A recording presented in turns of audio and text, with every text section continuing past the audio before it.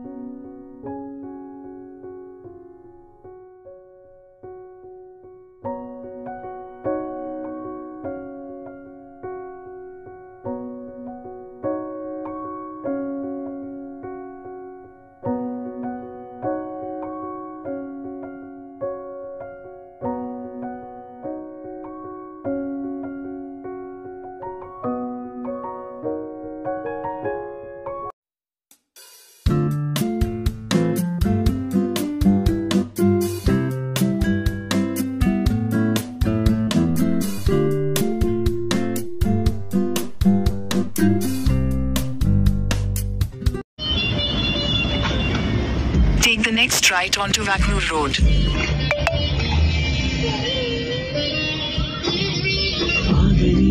ప్రయాణమై యుగాలుగా సాగిన